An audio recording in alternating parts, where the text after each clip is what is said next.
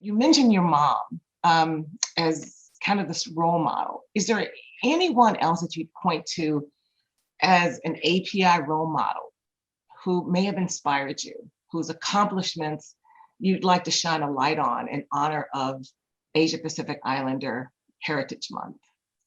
Well, I'll tell you sort of a funny story, and I hope it's funny at least, that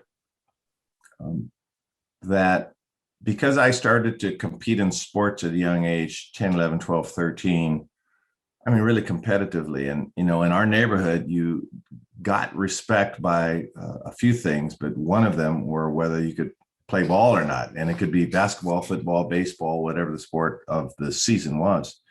But there were not a lot of Asian athletes to look up to. And I was named Bruce. And I used to tell people, well, it's because that guy, Bruce Lee, and I are so similar.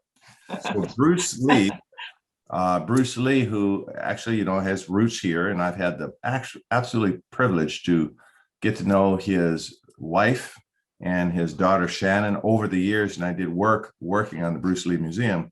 Bruce Lee was my idol, and so as a result, I watched everything he did, read everything I could about him. I took martial arts as a kid, and so people who are been around Seattle know as a linebacker, I never stayed still. I was always bouncing, and I would work out literally for hours and hours shadow boxing, because all I imagined was this beautiful man with a sculptured body, quick as a cat, and with cat-like reflexes. And Bruce Lee was my idol, and so I had posters all around him. So while he was not a personal mentor in that I never met him, I met people that took martial arts with him.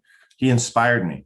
And so I tell people that, yes, it's nice to have mentors. I had several mentors of different backgrounds, African-American mentors, white mentors, et cetera. This city raised me.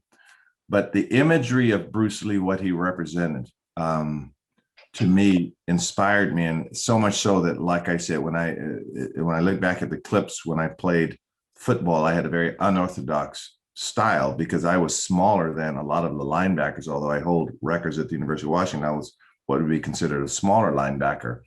But I always thought about Bruce Lee. Bruce Lee was not a big man, but he was a ferocious man. So he was my idol and continues to be.